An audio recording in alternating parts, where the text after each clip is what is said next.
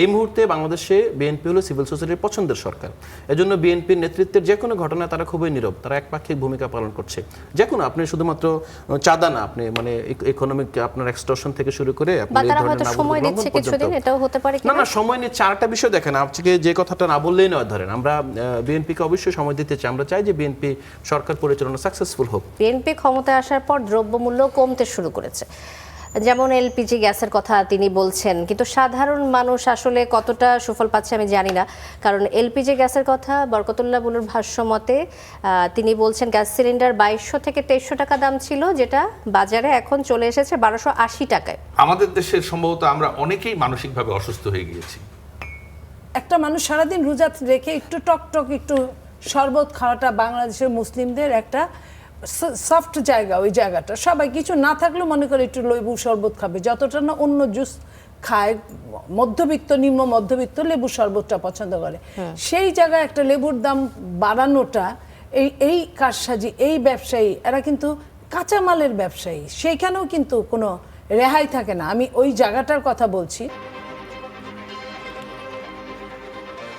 আজ কড়া আলাপে আমাদের সাথে সম্মানিত অতিথি তিনজন রয়েছেন। একজন কিছুক্ষণের মধ্যে আমাদের সাথে যুক্ত হবেন। আমাদের সাথে এই মুহূর্তে রয়েছেন অধ্যাপক সৈয়দ মিজানুর রহমান, সাংগঠনিক সম্পাদক consumers association of Bangladesh cab, এবং আমার সাথে রয়েছেন আলাউদ্দিন মোহাম্মদ, যুগ্ম সদস্য সচিব, জাতীয় নাগরিক পার্টি। আপনাদের দুজনকে স্বাগত জানাচ্ছি। আরেকজন অতিথি কিছুক্ষণের মধ্যে আসছেন। শুরুতেই আলাউদ্দিন মোহাম্মদ, আপনাকে দিয়ে শুরুটা করতে চাই। বাংলাদেশ সমাজতান্ত্রিক দল বাসদ সাধারণ সম্পাদক বজলুর রশিদ ফিরোজ বলেছেন যে গত 55 বছরে দেশের পররাষ্ট্র নীতি ছিল নতজানু। বিদায়ী অন্তর্বর্তী সরকার তাদের মেয়াদের একেবারে শেষ সময়ে এসে আমেরিকার সাথে একটি বাণিজ্য চুক্তি করে, যার ফলে আগামী 5 বছরে দেশ থেকে 42,000 কোটি টাকার মার্কিন কৃষি পণ্য আমদানি করতে হবে। এটি দেশের কৃষি এবং কৃষককে কি প্রভাব ফেলতে পারে বলে আপনার মনে হয়? এই চুক্তির সাথে বাংলাদেশের এই যে বাণিজ্যর যে প্রভাব পড়তে পারে, কি ধরনের প্রভাব পড়ছে বলে আপনার মনে হচ্ছে? আপনাকে ধন্যবাদ। আমার সহ-আলোচক এবং যারা দেখছেন সবাইকে শুভেচ্ছা জানিয়ে শুরু করছি।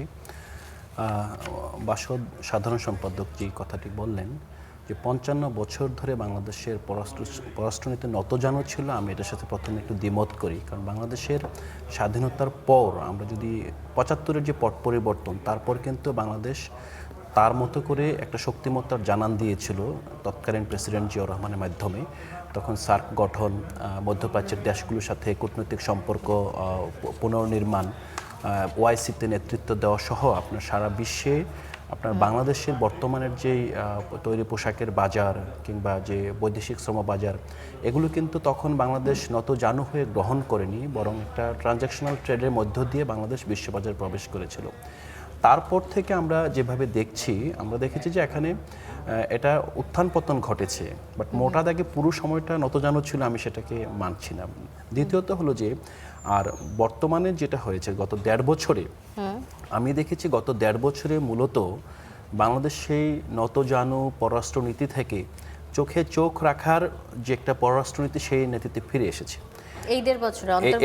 এই 1.5 বছরে আপনি যদি দেখেন, বাংলাদেশের সবচেয়ে বড় যে কনসার্নের জায়গাটা ছিল জুলাই গণ অভ্যুত্থানের পর, সবচেয়ে বড় কনসার্নটা কি ছিল যে এখানে গণ অভ্যুত্থানের আপনার যে গণহত্যা সংঘটিত হয়েছে সে হত্যাকারীদের বিচার হতে হবে। এবং বাংলাদেশ থেকে সিপিডির যে শ্বেতপত্র প্রকাশিত হয়েছিল, সেখান থেকে দেখা গেল যে প্রায় $350 বিলিয়ন এখান থেকে পাচার হয়েছে। সেই পাচারকৃত অর্থ ফেরত আনতে হবে এবং এই পাচারের সাথে যুক্ত ব্যক্তিবর্গকে বিচার আওতায় আনতে হবে।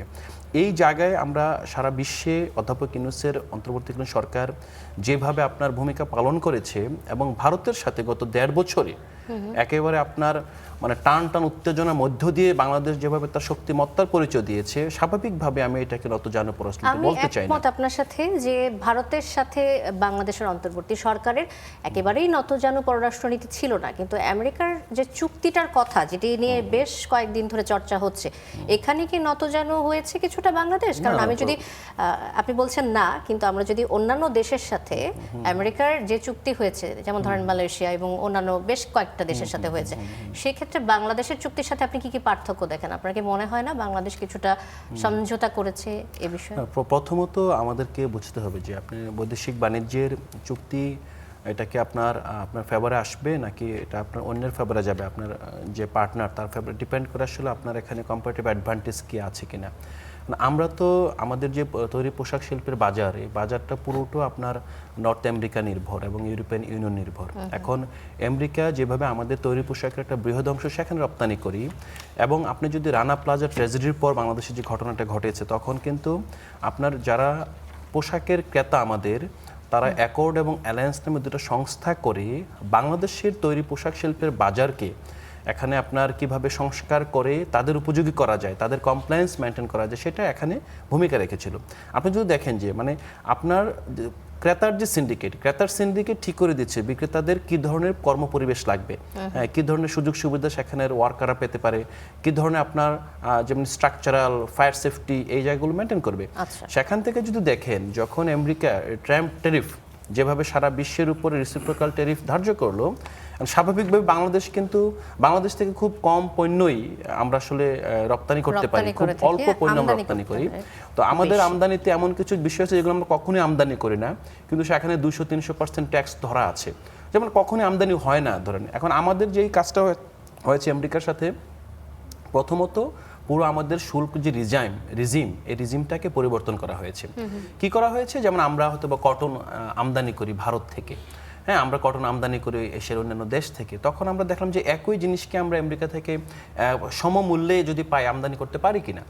দ্বিতীয়ত পরিবহন কস্ট, মানে আমরা যদি ট্রান্সপোর্টেশন কস্টটা বেড়ে যাওয়ার কথা আপনি দেখেন এখানে আমদানি কিন্তু সরকার করছে না, আমদানি করছে ব্যবসায়ীরা। এখন যখন এই লাস্ট চুক্তি না, এখানে দুটো চুক্তি হয়েছে। একটা চুক্তির মাধ্যমে আমরা 20% নামিয়ে এসেছি, যেখানে ভিয়েতনাম আপনার 25%, আপনার ইন্দোনেশিয়া 24% এবং অন্যান্য দেশগুলো, মানে আমরা যাদের সাথে কম্পিট করি মূলত তাদের সবাই আমাদের থেকে 4-5% বেশি আপনার ট্যাক্স পে করতে হচ্ছে। দ্বিতীয়ত হলো যে জিনিসটা হয়েছে, তখন কিন্তু যে ডেলিগেশন গিয়েছিল, ডেলিগেশনে কিন্তু আপনার এখানকার যে ব্যবসায়ীরা গিয়েছিল, সরকার কিন্তু ব্যবসায়ীদের উদ্বুদ্ধ করেছে। সরকার কিছু পণ্য যেমন আপনার বোয়িং বিমান কেনা থেকে শুরু করে রাষ্ট্রীয় কেনা, পাশাপাশি এখানকার যারা প্রাইভেট ইম্পোর্টার আছে তাদেরকে কিন্তু উদ্বুদ্ধ করেছে, আপনি তাহলে সয়াবিন কিনেন, আপনি কটন কিনেন। বিষয়টা হলো আমাদের এখানে বড় ব্যবসায়ীরা তারা একই সাথে এখানকার এক্সপোর্টার, একই সাথে তারা আবার এখানকার পণ্যের ভোজ্য পণ্য কিংবা অন্যান্য ইম্পোর্টারও বটে। সো এখানে কাজটা তো হচ্ছে ব্যবসাদের মাধ্যমেই।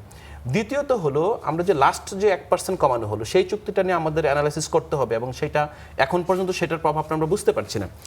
এখন আমরা যেই যুক্তিটা দিচ্ছি যে আমেরিকান কোর্টেই ট্রাম্পের এই ট্যারিফটাকে প্রশ্নবিদ্ধ করা হয়েছে, এটা কি আমরা জানতাম? এবং এটা কি মানে আমাদের মূল জায়গাটা যদি উল্টাটা ঘটতো, আমাদের ট্যারিফ যদি আপনার না কমে 37% ছিল, যদি 37% থেকে 20% না আনতে পারতাম। আমার একটা খুব ছোট প্রশ্ন, আমি এই জায়গাটা একটা ছোট প্রশ্ন, প্লিজ। এই যে এগ্রিমেন্টটা, এটা কি এনডিএর আন্ডারে ছিল, নন ডিসক্লোজার এগ্রিমেন্ট? হ্যাঁ, লাস্ট এগ্রিমেন্ট। আপনি একটু এইটা বলবেন মানুষকে যে এই এনডিএটা, নন ডিসক্লোজার এগ্রিমেন্টের আসলে ইম্প্যাক্ট কি হয়? মানে এইটা একটা জাতির জন্য কখন করতে হয়, যে যখন মানে তার কিছু বলার নেই, অর্থাৎ এবং এটা কেউ জানবে না, কেউ কি আসলে জানে ওখানে কি লেখা আছে?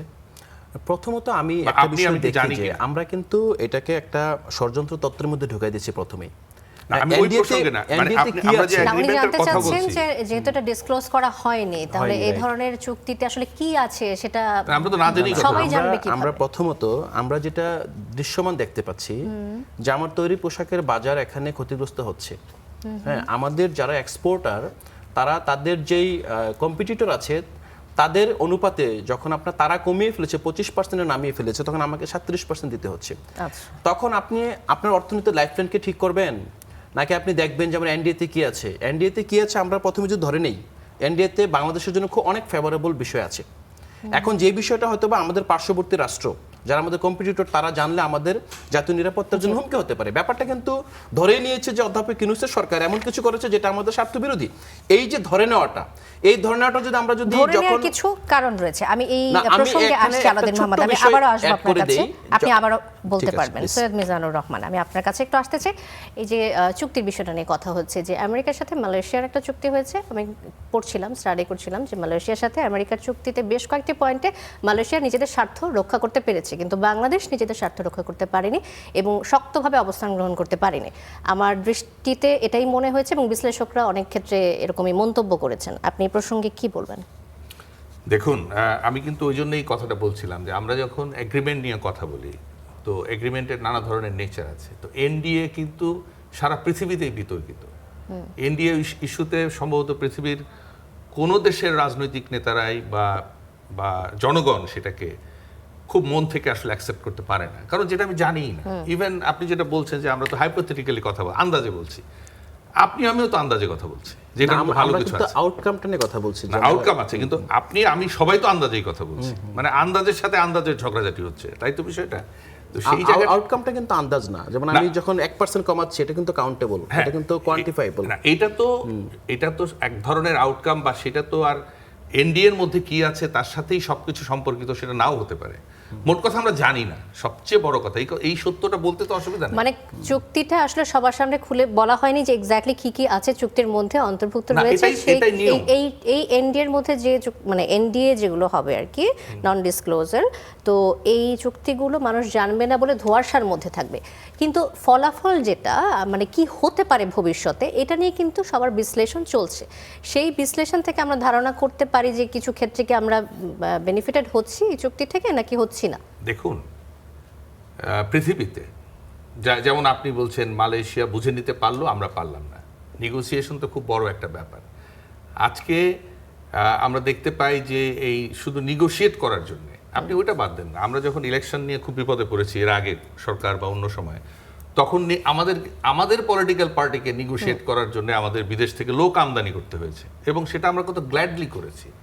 তার মানে নেগোসিয়েশন তো খুব গুরুত্বপূর্ণ, সেইটা ফাইন্যান্সিয়াল হোক, নন ফাইন্যান্সিয়াল হোক, পলিটিক্যাল হোক, যে কোনো ধরনের হোক। তো আপনি যেটা বলছেন যে মালয়েশিয়ানরা নেগোশিয়েট করে সুবিধা নিতে পেরেছে, আমরা পারিনি, আবার আমি বলছি যে আমরা আসলে কি পেরেছি কি পারিনি সেটাও তো জানি না, কিন্তু আমরা জানি কিছু একটা হয়েছে, তাই তো। তো এখন আমি যদি আমার জায়গা থেকে বলি, এই আলোচনা করলে সারা রাত শেষ হবে না, আমি যদি আমার জায়গা থেকে বলি যে কোনো ভাবে আমার কাজটা কি, আমি কনজিউমার অ্যাসোসিয়েশন অফ বাংলাদেশ ক্যাবকে রিপ্রেজেন্ট করি। আমাদের এখানে যাই হোক, সেটা যদি বা আজকে যদি ধরেন একটা প্রাকৃতিক দুর্যোগ হলেও আমার ভোক্তা সাফার করে, রাজনৈতিক দুর্যোগ হলে ভোক্তা সাফার করে, মানুষ যদি অবিশ্বাস করে মানুষকে, তাও ভোক্তাই সাফার করে। আপনার কাছে আমার একটা প্রশ্ন হচ্ছে মিজানুর রহমান, যুক্তরাষ্ট্র থেকে কৃষি পণ্য আমদানি করলে আমাদের দেশের কৃষি খাত কি ক্ষতির মুখে পড়বে নাকি ভালো কিছু হবে? আপনার বিশ্লেষণ কি বলে? এটা আমি এক কথায় বলতে পারবো না, তবে একটা জিনিস মনে রাখবেন যে আমাদের দেশের মানুষ কিন্তু বীজের অধিকার হারিয়েছে বহু আগে, সেগুলোও কিন্তু এই ধরনের এগ্রিমেন্টের আওতায়। আচ্ছা, এদেশের আমরা যে উৎপাদিত পণ্য খাচ্ছি সেগুলোর বীজ যেটা, তার অধিকার তো আমাদের হাতে নেই। আমি জানি না আপনি পলিটিক্যালি এটা কিভাবে দেখেন। একটি দেশের জন্য যখন এই দেশে উৎপাদিত হতো অনেক কিছু একসময়, ইভেন আমরা দেখেছি যে জামদানির পেটেন্ট পর্যন্ত পাশের দেশ নিয়ে যাচ্ছে, ইলিশ মাছের পেটেন্ট নিয়েও কথা হয়েছে। অর্থাৎ আমরা আমাদের অধিকারের জায়গাটা আমরা যখন দেখি, বুঝি, বা ভবিষ্যতে কি হবে এই কথাগুলি বলি, তখন এটা কিন্তু আমাদের কাছে স্পষ্ট হয় যে নানাভাবেই আমরা আসলে ক্ষতিগ্রস্তই বেশি হয়েছি। নন ডিসক্লোজার এগ্রিমেন্ট, এটা কি আমাদের দেশের জন্য আসলে মানে আমাদের দেশে এই যে একটা সংশয় তৈরি হয়েছে যে এই এগ্রিমেন্টে কি আছে, মানুষের এই ধোঁয়াশা কিভাবে কাটবে? এটা কাটবে না তো, কারণ এই এগ্রিমেন্টের ভিতর দিয়ে যেটা যুক্তি হয় যে নিরাপত্তার স্বার্থে সবকিছুর সাথে, আসলে ব্যাপারটা কি জানেন, যে কোনো সহযোগিতা, মানে আমি বলবো যে ফরেন এইড বলেন, যে কোনো সহযোগিতা আসলে একটা গোলা বারুদের চেয়েও কম নয়। আমরা ধরেন অনেক দেশ নিয়ে অনেক কথা বলি, আমরা জাপানের কথা বলি, এই কথাটা আমি প্রায় বলি যে জাইকা আমাদের অনেক উপকার করেছে, রাস্তাঘাট বানিয়ে দিয়েছে, কিন্তু জাইকা রাস্তাঘাট বানিয়েছে তো টয়োটা গাড়ি বিক্রি করার জন্য, এটা তো বুঝতে হবে। এই নদীমাতৃক দেশের নদীপথ বন্ধ করা, রেলপথ তৈরি না হওয়া, এটা মনে রাখতে হবে। জাপানের এই গাড়িগুলো বাইরে ডিসপোজ করতে হলে উল্টো ওদেরকে খরচ করতে হতো, সেই জাপান আমাদের রাস্তাঘাট করে দিয়ে বন্ধু হিসেবে গাড়ি চলাচলের জন্য আগে চাহিদা তৈরি করেছে, তারপরে আমাদের কাছে প্রোডাক্ট সেল করেছে। সেই জন্য আসলে কে যে কোন কারণে আমার বন্ধু হতে আসছে, সেটা আমার শৈশবে বা আমরা যদি দেখি যে আমার যৌবনে আমার বন্ধু হতে এসে কে আমাকে ডুবিয়েছে আর কে ভাসিয়েছে, কোন দেশ কখন কি ভেবে আমার সাথে বন্ধুত্ব করতে আসছে, সেটাও তো দেখার ব্যাপার। আর সেইটা যখন এনডিএর আন্ডারে হয়, সেটার এগ্রিমেন্টের ভিতরে কি আছে সেটা যখন আমি জানিই না, সেটা নিয়ে তো কথা বলার আসলে কিছু নাই। জি, সৈয়দ মিজানুর রহমান, আবার আসবো আপনার কাছে। নীলুফার চৌধুরী মনি, স্বাগত আপনাকে। যুক্ত হয়েছেন আমাদের সাথে বিএনপির দলীয় সাবেক এমপি। আমরা কথা বলছিলাম বাংলাদেশের সাথে আমেরিকার নন ডিসক্লোজার এগ্রিমেন্ট, এটি নিয়ে, যেটি নিয়ে আসলে কিছুটা ধোঁয়াশা রয়েছে। আসলে চুক্তিতে কি রয়েছে, বাংলাদেশ কতটা বেনিফিটেড হয়েছে এই চুক্তির মাধ্যমে, এই বিষয়টির সাথে সাথে আপনার দলের নেতা বরকতুল্লাহ বুলু তিনি দাবি করেছেন যে বিএনপি ক্ষমতায় আসার পর, আমি একটু অন্য প্রসঙ্গে আসছি, বিএনপি ক্ষমতায় আসার পর দ্রব্যমূল্য কমতে শুরু করেছে। যেমন এলপিজি গ্যাসের কথা তিনি বলছেন, কিন্তু সাধারণ মানুষ আসলে কতটা সুফল পাচ্ছে আমি জানি না। কারণ এলপিজি গ্যাসের কথা বরকতুল্লাহ বুলুর ভাষ্য মতে তিনি বলছেন গ্যাস সিলিন্ডার 2200 থেকে 2300 টাকা দাম ছিল, যেটা বাজারে এখন চলে এসেছে 1280 টাকায়। কিন্তু আমি ওনার ওই মন্তব্যের কমেন্ট বক্স চেক করছিলাম, ওখানে অনেক মানুষ সেখানে কমেন্ট করছেন যে তারা 1800 টাকা দিয়ে এলপিজি গ্যাস নিচ্ছে, কেউ 1900 টাকা, কেউ আরও বেশি। তো দাম আসলে কমার কথা কেউ বলছে না, উনি কেন এই কথা বলছেন, আপনি যদি একটু ব্যাখ্যা করেন। ধন্যবাদ আপনাকে। যারা শুনছেন আমার শুভেচ্ছা অভিনন্দন, আমার সহালোচক বৃন্দকে শুভেচ্ছা। আমি প্রথমেই যেটা বলতে চাই আপনার লাস্ট প্রশ্নটা দিয়ে, যে 2200-2300 ছিল, এটাও যেমন সত্যি। আপনার মন্তব্যের ঘরে যদি 1800-1900 হয়, 200-300 টাকা কিন্তু কম না, বাড়ে তো নাই। বরকতুল্লাহ বুলু দাবি করেছেন 1280 টাকা, সবই ঠিক আছে। প্রমাণ আসলে আমি এটা বলতে চাই যে বিএনপি রাষ্ট্রের দায়িত্ব কয়দিন যাবত নিয়েছে? 7 দিন। তো 7 দিনের মধ্যে আর যাই হোক বাড়ে নাই। বিএনপি কবে দায়িত্ব গ্রহণ করেছে? সেনসিটিভ একটা সময়ে, রোজা শুরু, বিএনপির দায়িত্ব গ্রহণ শুরু। কিন্তু 7 দিনের মধ্যে কমার দাবি তো করছে যে বাজারে আমি ওই জায়গাটাই কমতে বলছি শুরু করেছে। যে বাংলাদেশের প্রেক্ষাপটে অনেক সরকার গিয়েছে আসছে, রোজা মানেই একটা সিন্ডিকেটের কারসাজিতে আরো দাম বেড়েছে। সেইখানে গ্যাসের এই জায়গাটা কিন্তু ভীষণ সেনসিটিভ। এলপিজি নিয়ে এই 1.5 বছরে যে খেলাটা হয়েছে, একটা ব্যবসায়িক বান্ধব নেতাকে ব্যবসায়িক উপদেষ্টা বানানো হয়েছিল, যিনি কিনা সিন্ডিকেটেরও একজন ছিলেন, অথচ উনি দাম তো কমাতে পারেনি নাই। খুদ তেল, ভোজ্য তেলের দাম 8 টাকা 10 টাকা 3-4 বার করে বেড়েছে, উনি জানেনও না, অনেক সময় এটা বলেছেন। ঠিক সেই সময় বিএনপি যখন আসলো, বিএনপির অনেকেই কিন্তু ব্যবসা করে আপনি জানেন, সেই ব্যবসায়ীরাও সিন্ডিকেটের সদস্য আছে বা নাই এটা নিয়ে আমি বলবো না, থাকতেই পারেন, সেটাও আপনি জানেন। সেই জায়গায় যে কমেছে, এই যে তার মানে কি বিএনপি আশকারা দেয় নাই, আশকারা না দেওয়ার জন্য এইটুক কমেছে। আমি এইটুক কমা নিয়ে কথা বলছি না, আমি কথা বলছি রমজান চলছে, বাংলাদেশের মুসলিমরা কেমন, বাংলাদেশের বেসিক মুসলিমরা রমজানে খাবার দাবারের দাম থেকে শুরু করে যে কোনো জিনিসের দাম আরো বাড়িয়ে দেয়, ডাবল করে, ট্রিপল করে। আপনার 20-30 টাকা 40 টাকার বেগুনকে 100 টাকা 120 টাকা 140 টাকা বিক্রি করে। লেবু নিয়ে কি বলবেন আপনি?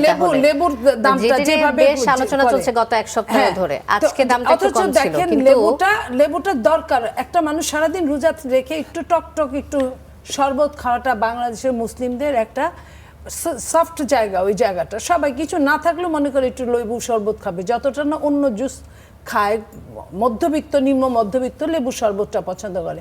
সেই জায়গায় একটা লেবুর দাম বাড়ানোটা, এই কারসাজি, এই ব্যবসায়ী, এরা কিন্তু কাঁচামালের ব্যবসায়ী, সেইখানেও কিন্তু কোনো রেহাই থাকে না। আমি ওই জায়গাটার কথা বলছি যে 2-1টা জিনিসের দাম হয়তো পারে নাই, কিন্তু ম্যাক্সিমাম চাল, ডাল, লবণ, মরিচ বাড়ে নাই।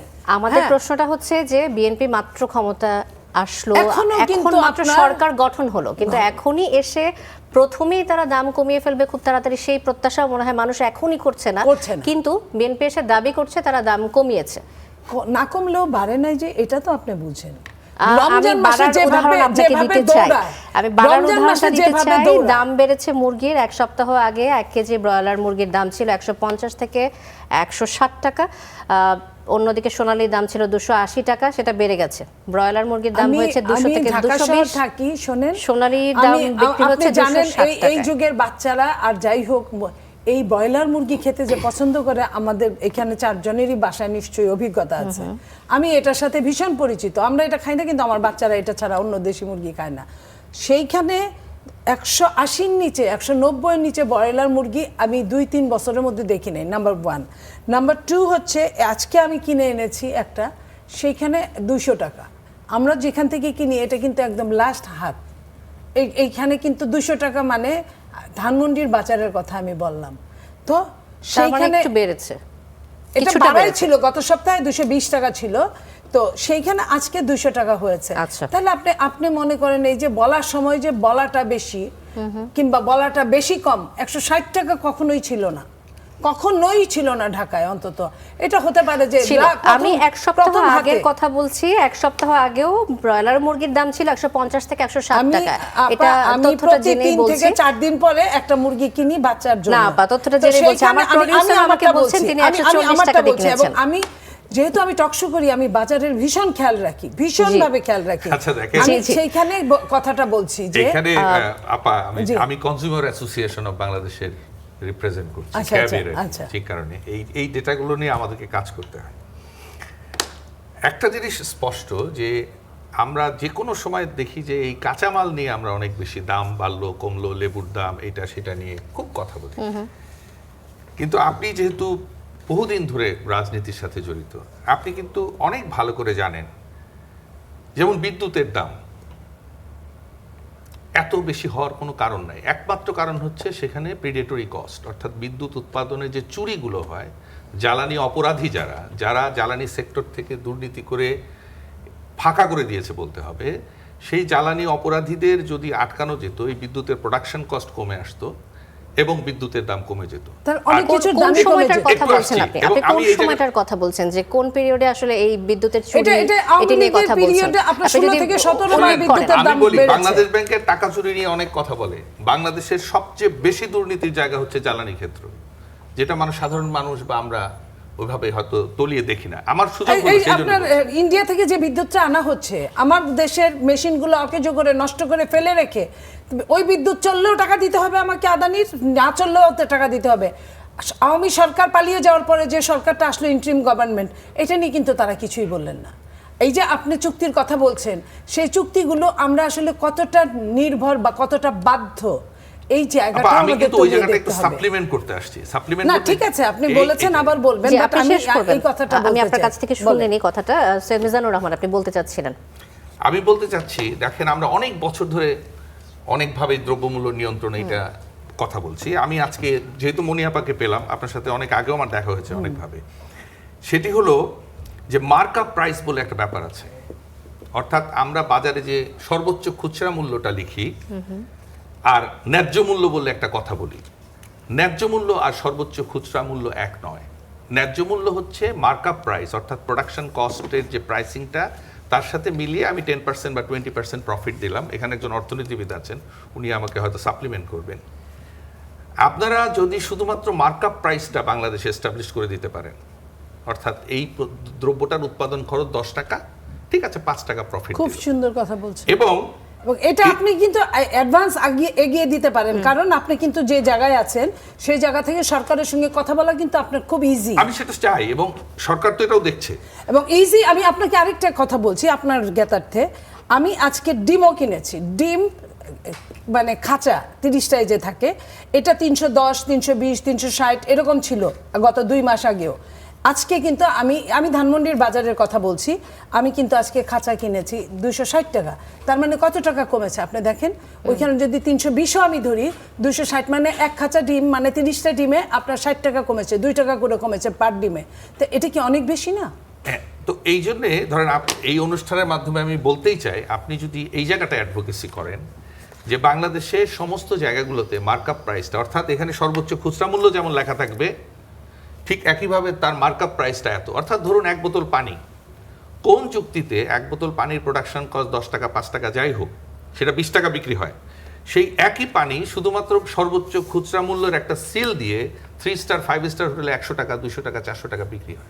500-600 consumer association of Bangladesh, cab, এক্ষেত্রে আপনারা প্রোডাক্টের ক্ষেত্রে কিভাবে দাম নির্ধারণ করতে হবে সে বিষয়ে কোনো সাজেশন, নির্দেশনা দিয়ে থাকেন অবশ্যই কিনা? আছে। আমরা তো প্রত্যেকটা ক্ষেত্রে, আমি কেন বিদ্যুতের বিষয়টা আনলাম, যেটা মনিয়াপা স্বীকার করলেন, যে বিদ্যুতের জায়গাটায় যদি প্রোটেকশন দেওয়া যেত এই জাতিকে, তাহলে বহু কিছুর দাম কমে যেত। কারণ বিদ্যুতের সাথে বা জ্বালানির সাথে আমি বলবো সমস্ত কিছুরই সম্পর্ক রয়েছে। আপনার রাস্তা দিয়ে ট্রাকগুলো যাচ্ছে মাল নিয়ে, এই মালগুলো নিয়ে আসছে, কত দাম বেড়ে গেছে ট্রাকের।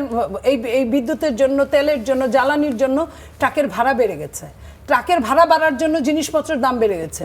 জিনিসপত্রের দাম বাড়ার জন্য জিনিসপত্রের আবার তেল ছাড়া, জ্বালানি ছাড়া, এই বিদ্যুৎ ছাড়া আপনার ওটা চলছে না, ওইখানে পানি দেওয়ার জন্য খেতে পানি দেওয়ার জন্য সার দেওয়ার জন্য এসবের সঙ্গে বিদ্যুতের একটা আপনি যে সম্পর্ক সারের আছে। কথা বললেন, আপনি এটা জানেন যে বাংলাদেশে যারা কৃষক তাদেরকে আমরা এক ধরনের প্রিভিলেজ দেই বিদ্যুতের ক্ষেত্রে, কিন্তু সেই কৃষক ধান বুনলে প্রিভিলেজটা পায়, মাছ লাগালে কিন্তু সেটা পায় না।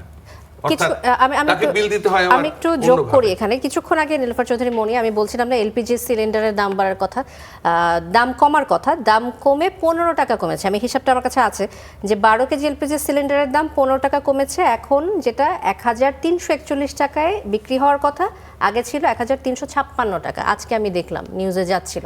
তো 15 টাকা কমাকে আসলে দাবি করা হচ্ছে অনেক টাকা কমে গেছে। আমি সেটা বলবো না, আপনি যখন খবর নিয়েই বলেছেন কত হয়েছে, যদি জিনিসটা ফিগারটা ঠিক থাকে এক্স্যাক্টলি, তাহলে আমি বলবো যে 7 দিনে সরকারকে প্লিজ কিছুটা দিন সময় দেন। এখানে ক্যাবের নেতা আছে, ওনাকেও বলছি প্র্যাকটিক্যাল আর থিওরিক্যালের মধ্যে কিন্তু অনেক পার্থক্য। আমরা কথায় বিশ্বাসী না, কাজে বিশ্বাস দেখাতে চাই। এই কাজে বিশ্বাসের জন্য সহযোগিতার প্রয়োজন, কাজে বিশ্বাসের জন্য সময়ের প্রয়োজন। এই দুইটা জিনিস যদি আপনারা থাকেন, আপনারা সাংবাদিকের সঙ্গে অ্যাসোসিয়েশন বিজনেস, এটার সাথে অর্থনীতিবিদরা, এটার সাথে আপনার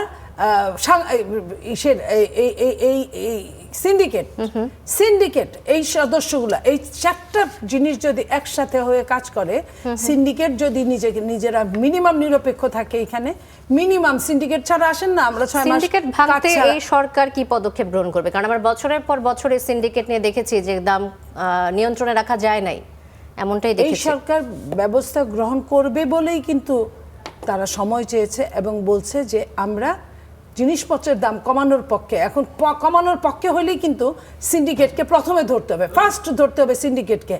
আপনার যখন 1 কেজি আটা, 1 কেজি লবণ যখন কিনতে, যখন বড় বড় আপনার মাল্টি ন্যাশনাল কোম্পানিগুলো সেল করে, তখন কিন্তু মধ্যস্বত্বভোগী বা মধ্যস্বত্ব ব্যবসায়ীরা কিন্তু একদম ডাউনে চলে গেছে। সেই জায়গায় যদি মধ্যস্বত্বদের কাছে যদি আমি আমার জিনিসটা দিতে পারি, তাহলে কিন্তু আমরা অনেকটাই দাম কমবে। শুধুমাত্র প্যাকেটজাত করার জন্য 1 কেজি আটা বা 1 কেজি সুজিকে আপনার ডাবল দামে বিক্রি করছে।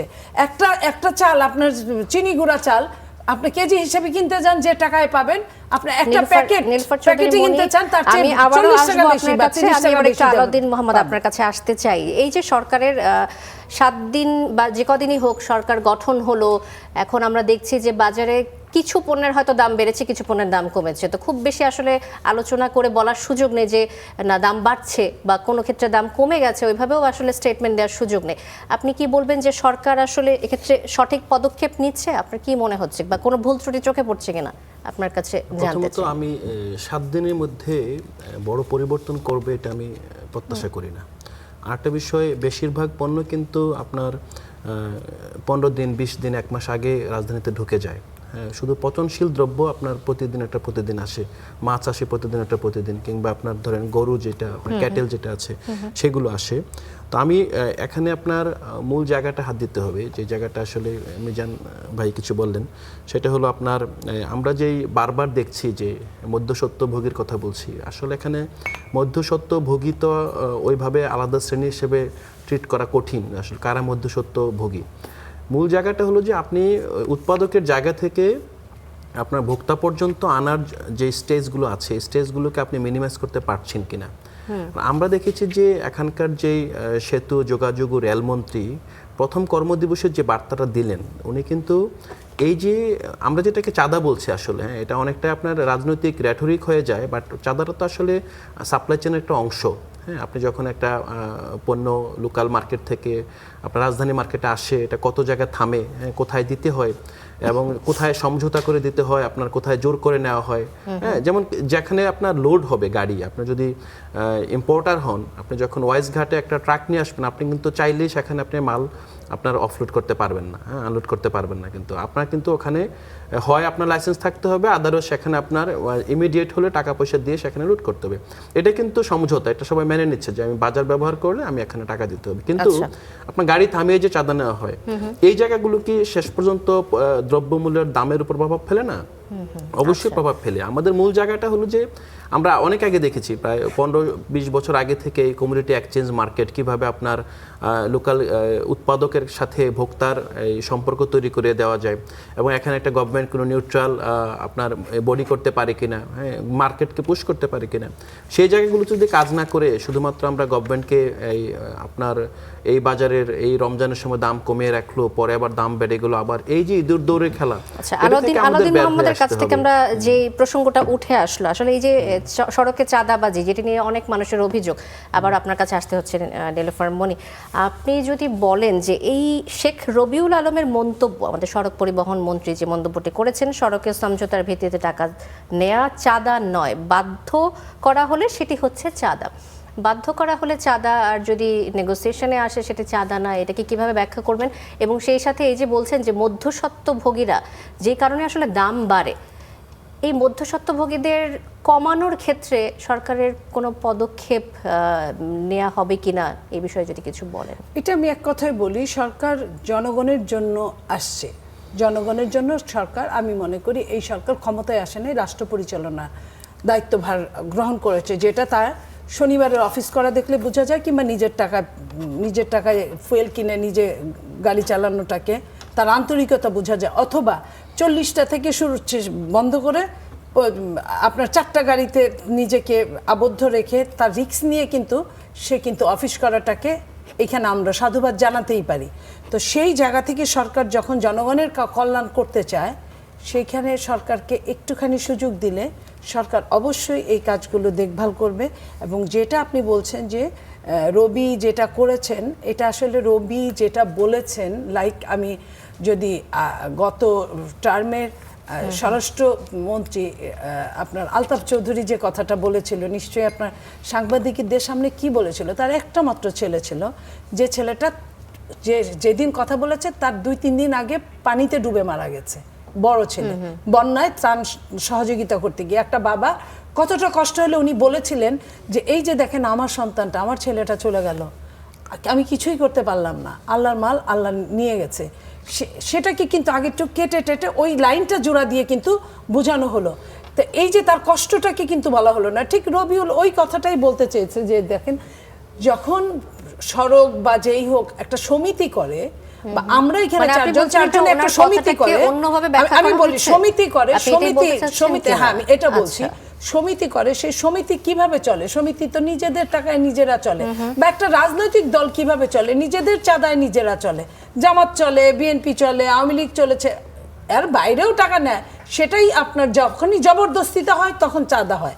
ও রবি হয়তো ওই কথাটাই বুঝাতে চেয়েছেন, নাম্বার 1। নাম্বার 2, সে সাংবাদিকদের ওইভাবে বুঝাতে পারে নাই, কোথাও না কোথাও মিসআন্ডারস্ট্যান্ডিং হয়েছে, সে সামগ্রিকভাবে ওটা বলে নাই। তার মানে এই না যে পরিবহনে চাঁদাবাজি হয় না। উনি আর কোনো স্টেটমেন্ট দিয়েছেন যে আমি আসলে এটা বলতে চাইনি, এমন কোনো তথ্য কি এসেছে কিনা আপনার কাছে? প্রথম সারির একটা টেলিভিশনের সাংবাদিক, আপনি নিজে জান না, আমি আমাদের সবার যদি মানে এই ওনার এই মন্তব্যের পরে আপনি দেখেছেন যে পুরো দেশে কিভাবে ভাইরাল হয়েছে, জিজ্ঞেস করেন এটা, উনি সবাই এটা নিয়ে কথা বলছেন, বাউন্ড আমি এটা মনে করছি। আমি আবারও সাপ্লিমেন্ট করি আপনাদেরই আলোচনা। দেখেন, মিডিয়া অস্থিরতা বিক্রি করে ব্যবসা করে, এটা মানেন? আপনি কি এটা মানেন যে মিডিয়ার কারণে অনেক তথ্য যেটা মানুষ জানে না সেটা উঠে আসে? ডেফিনেটলি এটা মানেন? ডেফিনেটলি মানি। কিন্তু মিডিয়ার যদি বলি যে খুব বড় একটা জায়গা, যেমন ধরেন ফেসবুক বা সোশ্যাল মিডিয়াতে কিন্তু কোনো আপনার মতো অ্যাঙ্কর নাই, প্রডিউসার নেই। আমরাই প্রডিউস করছি, আমরাই কনজিউম করছি, দ্যাট উই কল প্রজিউমারিজম। প্রডিউসার এবং কনজিউমার আমরাই সেখানে অস্থিরতা তৈরি করেছি। একটা ভালো কন্টেন্ট সেখানে আপলোড করলে সেটা ভাইরাল হয় না, সোকল যেটাকে ভাইরাল বলি। এই ভাইরাল করাটা বা ভাইরাল এক ধরনের মানসিক অসুস্থতা। আমি কিছুটা সাইকোলজি, সোশ্যাল মিডিয়ার প্ল্যাটফর্ম আর টিভি মিডিয়ার কথাটা আমরা একটু আলাদা রাখতে পারি মনে হয়। আমি রাখি। আপনার এই প্রোগ্রামটা যখন যাচ্ছে, আপনার মেইনস্ট্রিম মিডিয়াতে যে কতজন যে কয়জন দেখছে, তার চেয়ে অনেক বেশি মনিটরিং হচ্ছে, অনেক বেশি টেক কেয়ার করা হচ্ছে যে সোশ্যাল মিডিয়ায় কতটা যাচ্ছে এবং সেইখানে লাইক, শেয়ার, কমেন্টস যাচ্ছে আসছে। আসলে ব্যবসা, রাজনীতি আর মিডিয়া, এই তিনটা হচ্ছে একটা ট্রায়াঙ্গুলার ত্রিভুজ প্রেমের গল্পের মতো। বাংলাদেশে না, সারা কিন্তু আমি পৃথিবীতে আপনাকে আমি আসছি এই ব্যাপারে জায়গাটায়। আমি একটু ডিসএগ্রি করব। কেন করব? কারণ সোশ্যাল মিডিয়ার সোশ্যাল প্ল্যাটফর্মে যে ভিডিও তথ্য আপনারা দেখেন সবগুলো কিন্তু অথেন্টিকেশন নিয়ে প্রশ্ন আমি থাকে। আসছি, আপনি যেটা ডিসএগ্রি টিভি আপনি মিডিয়াতে ডিসএগ্রিমেন্ট নিচ্ছি, হ্যাঁ টিভি আমি মিডিয়াতে যেটা সেটা নিচ্ছি হয় না। যেটা বারবার বলা হচ্ছে বা আসছে যে একটু সময় লাগে, মানে আমরা একটা অস্থিরতার পৃথিবী তৈরি করেছি। বলেছিলেন আমাদের ইব্রাহিম স্যার, বারডেমের প্রতিষ্ঠাতা, যে হসপিটালাইজড যারা তাদের হয়তো 50% লোকের মেডিকেশন লাগে, বাট 100% লোকের মেন্টাল সাপোর্ট লাগে, জি সাইকোলজিক্যাল সাপোর্ট লাগে। আমার এখন বলতে ইচ্ছা করে যে আমাদের দেশের সম্ভবত আমরা অনেকেই মানসিকভাবে অসুস্থ হয়ে গিয়েছি, শুধু সোশ্যাল মিডিয়া না, সমস্ত জায়গায়। একটা দেশ বা একটা ভূমিকম্প, একটা বড় ধরনের উত্থান পতন যখন হয়, তখন যে ধৈর্যটা, যেটাকে বলা হয় ইংরেজিতে বলে হচ্ছে রেজিলিয়েন্ট হওয়া। যেমন ধান গাছ, আউশ ধানের জমিতে পানি আসলে আউশ ধান পচে যায়, কিন্তু আমন ধান পচে না, কারণ যদি আমন ধান এখনো ধৈর্যই ধরা হয় তাহলে হয়তো আরো ধৈর্য না, 70 বছর ধৈর্য না, অপেক্ষা ধৈর্য না। করতে হতে পারে। তো এই কারণে Resilience-এর কথা প্রশ্নগুলো বলছি, উঠে আসে। Resilience-এর কথা বলছি। জি, জি। এখানে আমি কিন্তু কনজিউমারের মানুষ। আমি চাই আমি যদি সন্তান হই, আমার বাবা মা ঝগড়া করলে আমার অসুবিধা হয়, পাটাপোতায় ঘষাঘষি, মরিচের জীবন শেষ। এই টকশো, এই আলোচনাগুলো হোক, কোনো অসুবিধা নাই। ডেফিনেটলি অনেক জিনিস বের হয়ে আসে, কিন্তু গঠনমূলকভাবে মিডিয়ার কিন্তু এখন কাজ করার সময় তৈরি হয়েছে। একটা সময় মানুষ খুব পছন্দ করতো, ধরেন টকশোতে আমার সাথে মনে আবার লেগে গেল, আমি একটা চেয়ার ছুঁড়ে মারলাম, বা ধরেন আপনি আচ্ছা, এবার আমরা আরেকটা গঠনমূলক আলোচনায় ফিরে আসি। আলাউদ্দিন মোহাম্মদ, ধন্যবাদ। আলাউদ্দিন মোহাম্মদ, আপনার কাছে আসতে চাই। রাজধানীর সোহরাওয়ার্দী উদ্যানে মাদক বিরোধী অভিযান চলাকালে ঢাকা বিশ্ববিদ্যালয়ের এক শিক্ষার্থীকে পুলিশের মারধরের ঘটনা ঘটেছে। এই ঘটনায় জড়িত পুলিশের 4 সদস্যকে সাময়িকভাবে বহিষ্কার করা হয়েছে। খবরটি নিশ্চয়ই আপনি জানেন। অভিযুক্ত পুলিশ সদস্যদের বিরুদ্ধে যে ব্যবস্থা নেওয়া হয়েছে সেটি আপনি যথেষ্ট মনে করেন কিনা? আমিও দেখলাম ভিডিওটা। যে ঘটনাটা হয়েছে, এই ধরনের জিজ্ঞাসাবাদের পরে আসলে গায়ে হাত তোলার ঘটনা পুলিশকে এটা করতে পারে কিনা? না, অবশ্যই পারে না। আরেকটা বিষয় আমি একটু অ্যাড করে নিচ্ছি, সেটা হলো মিজান ভাই যেটা বললেন, আলোচনাটা আসলে অন্যদিকে চলে গেল। মূল জায়গাটা হলো যে আমরা দ্রব্যমূল্য নিয়ে কথা বলছি, কনসার্নটা কিন্তু দ্রব্যমূল্য নেই, কিন্তু মার্কআপ প্রাইস বলি আর আপনার ধরেন বাজার মূল্য বলি, রিটেল প্রাইস বলি না কেন, মোটা দাগে হলো যে সত্যিকার অর্থে কৃষকও পাচ্ছে না, ভোক্তাও পাচ্ছে না। কৃষক কম দামে আপনার পণ্য ছেড়ে দিতে হচ্ছে, ভোক্তা বেশি দামে ক্রয় করতে হচ্ছে। মাঝখানে হয়তো বা আপনার যে লিগ্যাল যে আপনার সাপ্লাই চেন এজেন্টস আছে, তাদের সমপরিমাণ এখন ইলিগ্যাল সাপ্লাই চেন এজেন্ট যুক্ত হয়ে যাচ্ছে। এগুলোকে যদি আমরা রাজনৈতিকভাবে প্রশ্রয় দিই, প্রশ্রয়টা কোনটা আসলে? আপনি যখন বলছেন যে কোনোভাবে আপনার এই পরিবহন থেকে টাকা নেওয়া যাবে, হ্যাঁ, জোর করে হোক অথবা আপনার দীর্ঘস্থায়ী সেটেলমেন্টের মাধ্যমে হোক, তাহলে কিন্তু আপনি এই যে দ্রব্যমূল্যের জায়গাটা আপনি কখনোই সলভ করতে পারবেন। এবং আমরা দেখেছি বারবার দাম কিন্তু বাড়ছে, মানে বেসটা বেড়ে যাচ্ছে। বেস কিন্তু এখানে কখনোই আপনার অরিজিনে ফিরে যায় না। কেন ফিরে যায় না? কারণ আপনার অভ্যস্ত হয়ে যায়। যেখানে আপনার একটা নতুন মানুষ একটা সাপ্লাই চেনে যুক্ত হয়ে সে যখন অভ্যস্ত হয়ে যায়, এই জায়গাটা সে দাঁড়িয়ে থাকে, এই জায়গাটা সে ওয়েট করে তার হিস্সাটা নেওয়ার জন্য। তো এই মোটা দাগে এগুলো যদি পরিবর্তন না হয়, তাহলে আমার মনে হয় না যে বাজারে আমরা হাত দিতে পারবো। যাক, মূল জায়গাটা আপনি যেটা পরে বললেন, ধরেন আমরা কি দেখেছি, আপনার অভ্যুত্থানের পূর্বের যে পুলিশ দেখেছিলাম, আমরা পুলিশের পোশাক চেঞ্জ হয়েছে, পুলিশের সংস্কার কমিশন যেটা গঠিত হয়েছিল, আপনি দেখেন সবচেয়ে অবহেলিত হলো পুলিশ সংস্কার কমিশন, এবং পুলিশ সংস্কার কমিশন আর জনপ্রশাসন সংস্কার কমিশন, যেটা আপনার একরকম ছুড়ে ফেলে দেওয়া হয়েছে। পুলিশকে আপনি কিভাবে ডিল করবেন? আরেকটা বিষয় হলো যে আমরা দেখেছি যে পুলিশ দীর্ঘদিন ধরে অন্তর্বর্তী পুরো সময়টা একটা অস্থির অবস্থার মধ্যে গিয়েছিল। তারা অপেক্ষা করেছিল যে তাদের রাজনৈতিক অভিভাবক আসবে, আসার পর তারা স্বরূপে ফিরে আসবে। এটা কিন্তু ইস্যুটা বিএনপির না, কিন্তু বিএনপির দায় আছে। কোথায় দায় আছে? বিএনপির একজন মিনিস্টার, সে কেন বলে দিতে হবে যে সন্ধ্যার পরে ছেলেরা বের হবে কি হবে না? এটা তো তার দায়িত্বের মধ্যে পড়ে না। আপনি সন্ধ্যার পরে কে বের হবে, তার প্রয়োজন থাকতে পারে, সে অবশ্যই বের হবে। আপনি দেখেন যে ওই ঘটনার পর কচুয়ায় 21 জন ছেলেকে গ্রেপ্তার করা হয়েছে, পরের দিন আবার মুসলেকাদের ছেড়ে দেওয়া হয়েছে। আপনি একটা বিষয় বুঝতে হবে, শেখ হাসিনার পতন তরুণদের হাতে হয়েছে। আপনি তরুণদেরকে শুধুমাত্র শিক্ষার্থী হিসেবে ডিল করতে হবে না, তরুণদেরকে শুধুমাত্র আপনি বাচ্চা ছেলে ডিল করলে হবে না, তাদেরকে নাগরিক হিসেবে ডিল করতে হবে। আপনি গতকাল যে ঘটনাটা ঘটেছে, নাইম আহমেদ যে গণঅভ্যুত্থানে সক্রিয় ভূমিকা রেখেছিল এবং গণঅভ্যুত্থানে সরাসরি যে বর্ডার সিকিউরিটি গার্ড আছে তাদেরকে প্রশ্ন উঠেছিল, তোমরা এখানে কি করো? বর্ডারে তোমাদের কাজ বর্ডারে। ঢাকা বিশ্ববিদ্যালয়ের আপনার ভিসি চত্বরে সেই ছেলেটাই গতকাল যখন তাকে ধরা হলো এবং সে নাগরিক হিসেবে প্রশ্নটা করেছে যে হ্যাঁ ঠিক আছে আমার কাছে কিছু আছে আপনি চেক করেন, যখন দেখা গেল প্রশ্নটা করেছে তখন তাকে আপনার লাঠি মেরে ফেলে দেওয়া হয়েছে। আর একটা মাইনর ছেলে একই ঘটনা ঘটেছে, তার কাছে কিছু পায় নাই, সবকিছুর পরে যখন তাকে ছেড়ে দিবে তখন তাকে আপনার নিপীড়নমূলক থাপ্পড় দিয়ে ছেড়ে দেওয়া হলো। এই যে একটা অ্যাটিটিউড, এটার মাধ্যমে আসলে কি এস্টাবলিশ করতে চাচ্ছি, এটার মাধ্যমে ওই সে পুরনো ভয়ের সংস্কৃতিটাকে ফিরিয়ে আনার চেষ্টা চলছে। আমি বলবো ফিরিয়ে আনার ব্যর্থ চেষ্টা হচ্ছে, কারণ আপনি ওই ভয়ের সংস্কৃতি দিয়ে আপনার ন্যায্য নাগরিকের যে ভয়েস জবান আছে এটাকে আপনি থামায় রাখতে পারবেন না। আপনার কাছে এই উত্তরটা আমি নিয়ে নিই নীলুফার চৌধুরী মনে আপনার কাছে, যে পুলিশের এই অপেশাদার মনোভাব এটি আসলে কেন, অতিরিক্ত বল প্রয়োগের কারণটা কি? এটা কি আসলে আমাদের শিক্ষামন্ত্রী যে কথাটা বলেছেন যে কিশোররা যেন সন্ধ্যার পরে না থাকে, এটি শুনে অতি উৎসাহী হয়ে তারা এই কাজটি করছে কিনা কিশোরদের বা স্টুডেন্টদেরকে আটকানোর বিষয়ে জিজ্ঞাসাবাদের ব্যাপারে আপনার কি তা মনে হচ্ছে? আলাউদ্দিনের সাথে একমত যে আমার নিরাপত্তার জন্যই তো এত বড় কাহিনী হয়েছে, সরকার চেঞ্জ হয়েছে, সরকার পালিয়ে যেতে বাধ্য হয়েছে। আমার ঘরে ফেরার নিরাপত্তা ছিল না, আমি পারি নাই। তো এই ছেলে মেয়েরা তাদের একটা কখন বাইরে যাবে তার দরকার থাকলে অবশ্যই যাবে, কিন্তু পুলিশ অবশ্যই এই কাজ করতে পারে না। পুলিশ তাকে চেক করতে পারে, পুলিশ দরকার পড়লে সন্দেহ করলে তাকে অ্যারেস্ট করতে পারে, কিন্তু পুলিশ তার গায়ে হাত দিতে পারে না। তো এটা কিন্তু একদিনে তৈরি হয় নাই, এটা একটা ফ্যাসিস্টের সময় এই যে প্রতিদিনের মতো পুলিশি রাষ্ট্রে পরিণত করা হয়েছিল। পুলিশ যা খুশি তা করেছিল, পুলিশ জনগণের বন্ধুর বদলে জনগণের প্রভু হয়ে গিয়েছিল। প্রভুত্বটা এখনো তারা ভুলে নাই, বন্ধুত্বটা অনেক আগেই তারা ভুলে খেয়ে ফেলেছে। এই জায়গাটায় ফেরত আনার জন্য সরকারের চেঞ্জ এসেছে।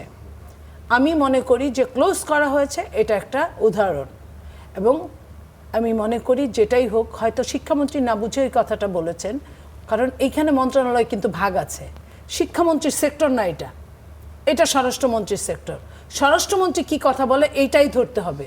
প্রত্যেকটা স্পোকম্যানকে আমরা যদি গুরুত্ব দেই তাহলে ভুল হবে। যে ডিপার্টমেন্টের সেই ডিপার্টমেন্টকে আমরা গুরুত্ব দেই তাহলে ঠিক হবে। শিক্ষামন্ত্রী শিক্ষা নিয়ে যখন কথা বলবে তখন আপনি ওটাকে সিরিয়াস গুরুত্ব দিবেন, কিন্তু শিক্ষামন্ত্রী স্বরাষ্ট্রমন্ত্রী নিয়ে কথা বললে এই কাজগুলো আগে হতো বলেই আপনার খেয়াল আছে প্রত্যেকটা মন্ত্রী প্রত্যেকটা এমপি মনে করতো শেখ হাসিনা তাদের গড মাদার, তাদের যে কোনো কিছু সব বিষয়তেই বলতো এটা আমার নেত্রী করে, মানে প্রতিটা ডিপার্টমেন্টের মন্ত্রীর নাম শেখ হাসিনা। সেই জায়গায় কিন্তু এত বড় বড় ভুলগুলো হয়েছে, এত বড় বড় ডিজাস্টার হয়েছে। আমরা মনে করি যে সেক্টরের মিনিস্টার হয়েছে সেই সেক্টরের চেয়ে স্বচ্ছতা জবাবদিহিতা করতে সে বাউন্ড, সে বাধ্য। সেই বাধ্যতা এবং সাংবাদিকরাও তার পেশাদারিত্ব থেকে শুধুমাত্র ওই জায়গাগুলোয় জিজ্ঞেস করুক। সেটার সাথে রিলেটেড প্রশাসন, যে প্রশাসন যুগে যুগে রাজনৈতিক নেতাদের সাথে ভেতরে অনেক দূরত্ব অবলম্বন করে, উপরে উপরে সারসার করে এবং দেশের 12টা বাজায়। এই জায়গাটা যদি আমরা ধরতে পারি তাহলে আমাদের সমস্যাটা হবে না। চৌধুরী মনে আবার আসবো আপনার কাছে। সৈয়দ মিজানুর রহমান, এই যে কথাগুলো হচ্ছিল যে কিশোররা বাইরে থাকলে সন্ধ্যার পরে এটা নিয়ে জিজ্ঞাসাবাদ, আপনার কি মনে হয় পুলিশ অতি উৎসাহী হয়ে আসলে এই কাজটা করছে এটা শোনার সাথে সাথে, নাকি আসলে তারা নতুন সরকার পেয়ে মনে করছে যে তারা আগের অবস্থানে ফিরে গেছে, এমন কোনো ভাবনা তাদের মধ্যে এসেছে? দেখুন, আমি ওটাই বলতে যাচ্ছিলাম, আমরা তো আসলে অনেকভাবে অনেক জায়গায় ডিপ্রেশনে আছি, অনেক মানুষ আছে, তো সেইটার রেসপন্স কিন্তু নানাভাবে হচ্ছে, এবং সেটা যে আমার আপনার মধ্যে হচ্ছে না তাও ঠিক না, সবার মধ্যে হচ্ছে, কারণ আমরা কিন্তু মানসিকভাবে অনেক দিন ধরে বিপর্যস্ত একটা অস্থিরতার মধ্যে। কিন্তু মনিয়াপ্পা যেটা বলছিলেন, শুধু মন্ত্রী নয়, এমপিদের কাজ কি এমপিরা জানে, সেটাও জানতে হবে। এমপিদের কাজ কিন্তু এলাকার উন্নয়ন নয়, আইন প্রণয়ন করা, কিন্তু তারা সেখানে এলাকার উন্নয়নের কথা বলে ভোট নিয়েছে, এবং এলাকার উন্নয়নের জন্য নিজের এলাকার। আমি যখন আমার এলাকা নিয়ে ব্যস্ত থাকছি, আমাকে আমার দেশের সম্পদ তো সীমিত, আরেক জায়গার সম্পদ জোর করে হলে যে কোনো ভাবে এনে আমি আমার এলাকার উন্নতি করছি।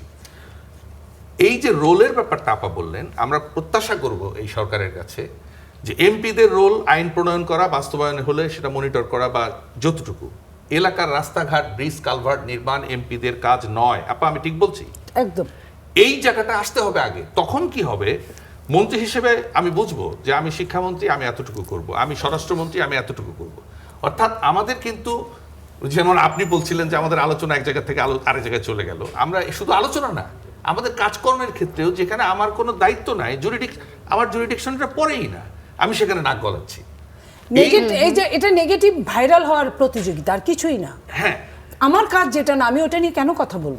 এখন আসেন, ইভেন আমি তো মনে করি এই যে এটা কি এমপিদের সেন্ট্রাল থেকে কোনো নির্দেশনা থাকে যে অন্য কোনো ডিপার্টমেন্টে নির্দেশনা কথা থাকে বলা না, যাবে না? একদম না, একদম না। আমিও তো একজন কেন্দ্রীয় নেতা, জি।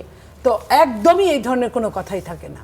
এটা অতি উৎসাহী কিছু মানুষ হ্যাঁ। আছে, অতি উৎসাহী কিছু আপনার প্রশাসক আছে, প্রশাসন আছে, তারা মিলে এটা তারা করে। attention- বাঙালিদের অতি উৎসাহিতা একটা বাজে একটা ওষুধ। Attention seeker.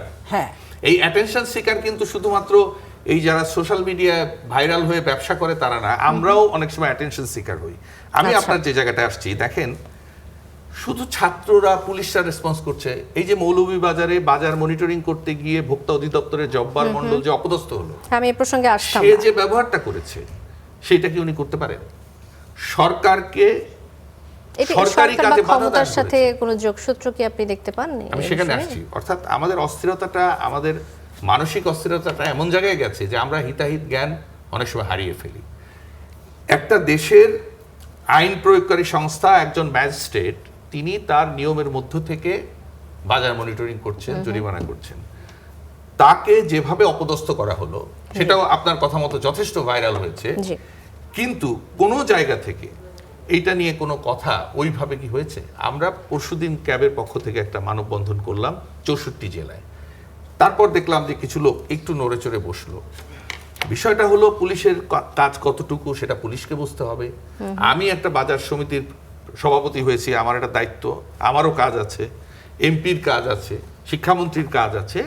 এবং এই একটা জিনিস যদি আমরা এই বাউন্ডারিটা, অর্থাৎ আমার কতটুকু কাজ, যেমন আপনি সাংবাদিক, আমরা অনেক সময় এখন দেখি যে মিডিয়া অর্থনীতিবিদ হয়ে গেছে কিছু, তারা মিডিয়ার কাজ প্রশ্ন করা। আমি শুরুতেই একদম অনুষ্ঠানের শুরুতে বলছিলাম যে আমাদের কাজ প্রশ্ন করা, আমরা প্রশ্ন করে যাব, এই প্রশ্নগুলোই আপনাদের করে হ্যাঁ, যাচ্ছি। এবং আপনাদের জাজমেন্ট দাও আপনাদের কাজ না, কিন্তু আমরা বহু আমরা সাংবাদিক জাজমেন্ট এখন দিচ্ছি দেখি। না, আপনার কাছে জানতে চাচ্ছি। আপনাকে বলছি না, জি। হ্যাঁ বলেন এবার কি জানতে চান সেটা হ্যাঁ, বলেন। আমি এবার একটু আলাউদ্দিন মোহাম্মদ আপনার কাছে একটা বিষয় জানতে চাই। অন্তর্বর্তী সরকারের আমলে আমরা দেখেছি যে নারীরা চায়ের দোকানে যাওয়া বা বিশ্ববিদ্যালয় ক্যাম্পাসে রাতে ঘোরাফেরা করার সময় বেশ কিছু পুলিশিং এর আমরা অভিযোগ কিন্তু পেয়েছি, আমরা দেখেছি। আজকাল আসলে সোশ্যাল মিডিয়াতে যেটা নিয়ে চর্চা হয় সেটাই মানুষ বেশি কথা বলে, বা সোশ্যাল মিডিয়াতে ভাইরাল যেগুলো হয়েছে। তো এখনই যে কিশোরদের রাতে বের হওয়া, ঘোরাঘুরি, যেটা নিয়ে কথা হচ্ছে, মোরাল পুলিশিং বলবেন আপনি এটাকে, নাকি আসলে কিশোর অপরাধ নিয়ন্ত্রণ এটি প্রয়োজন আছে মনে করেন কিনা এমনটা? না, আমার প্রথমত এই জায়গায় মনে হয় যে আমরা সমস্যার গোড়ায় হাত দিচ্ছি না। যেমন আপনি সোহরাওয়ার্দী উদ্যানে মাদক সিন্ডিকেট আছে, মাদকের বিক্রেতা আছে, আমরা কিন্তু বিক্রেতাদের গ্রেপ্তার করছি না। যারা নিয়ন্ত্রণ করছে, যারা এর থেকে ভাগ পাচ্ছে, যারা এখান থেকে টাকা নিচ্ছে, তাদেরকে আমরা ধরছি না। আমরা ধরছি কি ভোক্তাদেরকে, ইউজারদেরকে। সেম ঘটনা কিন্তু আপনি যখন বলেন মরাল পুলিশিংয়ের ক্ষেত্রেও আমরা কিন্তু যে কোনো জায়গায় আমরা সিস্টেমে হাত দিচ্ছি না। আমরা কি করছি, ওখানে মরাল পুলিশিংয়ের জন্য যদি বলেন কোনো ব্যক্তি দায়ী অথবা জন্য না, মানে যার উপর এটা নেমে আসছে, সেই ব্যক্তি কিন্তু ওই সিস্টেমের একটা প্রোডাক্ট মাত্র। হ্যাঁ, ব্যক্তিত্ব পুরো সিস্টেম নিয়ন্ত্রণ করেন আপনারা। এই জায়গায় কিন্তু আমরা ব্যক্তির উপর দায় চাপাচ্ছি। আর একটা বিষয় হলো যে এখন আমরা বিষয়ে অনেকগুলো দ্বৈততা দেখি। যেমন আমরা নির্বাচনের পূর্বে দেখেছি যে জামাত ইসলামের যেই নারী নীতি নিয়ে, হ্যাঁ, এই প্রশ্ন ডেফিনেটলি আমাদের নিজস্ব অবস্থান আছে। তাদেরকে যেভাবে আপনার বারবার আপনার ভিলিফাই করা হয়েছে, আমরা কিন্তু এই বিএনপি নেতৃত্বে যে সরকার আসছে, এই সরকারের সামনেও কিন্তু একই ঘটনা ঘটছে। এবং শুধুমাত্র নারী না, এখন আপনার মানে যুবক ছেলেরাও কিন্তু আক্রান্ত হচ্ছে। এবং আক্রান্ত হওয়ার পরেও কিন্তু তাদের মানবাধিকার, তাদের নাগরিক অধিকারের জন্য আমরা এখানকার সিভিল সোসাইটিকে দেখছি না। আমি মূল যে জায়গাটা আসতে চাচ্ছি যে আমরা যখন সিভিক রাইটস নিয়ে কথা বলি, আমাদের সিভিল সোসাইটি খুবই বায়াসড এই জায়গায়। সিভিল সোসাইটি যখন দেখে যে তাদের পছন্দের কোনো সরকারের দ্বারা আপনার মানবিক অধিকার, নাগরিক অধিকার লঙ্ঘন হচ্ছে, তারা অনেক ক্ষেত্রে নীরব থাকে। এই মুহূর্তে বাংলাদেশে বিএনপি হলো সিভিল সোসাইটির পছন্দের সরকার। এজন্য বিএনপির নেতৃত্বের যে কোনো ঘটনায় তারা খুবই নীরব, তারা একপাক্ষিক ভূমিকা পালন করছে। যে কোনো, আপনি শুধুমাত্র চাঁদা না, আপনি মানে ইকোনমিক আপনার এক্সটর্শন থেকে শুরু করে বা তারা হয়তো সময় দিচ্ছে কিছুদিন, এটাও হতে পারে কি? না, সময় নিয়ে চারটা বিষয় দেখেন। আজকে যে কথাটা না বললেই নয়, ধরেন আমরা বিএনপিকে অবশ্যই সময় দিতে চাই। আমরা চাই যে বিএনপি সরকার পরিচালনা সাকসেসফুল হোক, এবং আমরা চাই যে বিরোধী দলগুলো তাদের ভূমিকাটা রিডিফাইন করুক। আগে যেভাবে হয়েছে যে বিরোধী দল মানে হলো যে সরকার ফেলে দিতে হবে, সরকারকে কোনোভাবে শান্তিতে থাকতে দেবে না, সেই জায়গায় বিরোধী দল নাই এখন। বিরোধী দলও তাদের আপনার কোর্স চেঞ্জ করছে, যেহেতু এটা নতুন বিরোধী দল, এর আগে তারা কখনোই বিরোধী দল ছিল না। মূল জায়গাটা হলো সরকারকে নিজেকে সংবরণ করতে পারছে, আপনি যখন অন্তর্বর্তীকালীন সরকারের সময়ে স্থানীয় সরকার নির্বাচনের কথা আমরা বারবার বলছিলাম, আপনি তখন বলছেন না নির্বাচন হবে, আপনার আগে সংসদ নির্বাচন, তারপর স্থানীয় সরকার নির্বাচন হবে। আজকে আপনার সংসদ নির্বাচনের পর যে স্বাধীন প্রতিষ্ঠানগুলো, আপনি স্থানীয় সরকার কিন্তু স্বাধীন প্রতিষ্ঠান, এটা কিন্তু আপনার জাতীয় সরকারের সাথে সম্পৃক্ত না। স্বাধীন প্রতিষ্ঠানগুলোতে নির্বাচিত হয়ে আসবে, অথবা এখানে আপনার প্রশাসন যে আমলা আছে তারা তাদের কিন্তু পরিচালনা করবে। সরকার কিন্তু প্রথম দিনে দেখিয়ে দিয়েছে কি, আপনার 6টা সিটি কর্পোরেশনে বিএনপির একেবারে যারা ফেল করেছে, যাদেরকে পুনর্বাসিত করতে হবে, 6 জনকে আপনার বহাল তবিয়তে বসিয়ে দিয়েছে। কিসের ভিত্তিতে বসিয়ে দিয়েছে? তারা কোন নির্বাচিত না? তারা কিভাবে আপনার রাজনৈতিক, আপনি যদি বলেন তাদেরকে বসিয়ে রেখে এখানে সিটি কর্পোরেশন নির্বাচন হবে, তাহলে কি আপনার তাদের এখানে কনফ্লিক্ট অফ ইন্টারেস্ট ঘটবে না?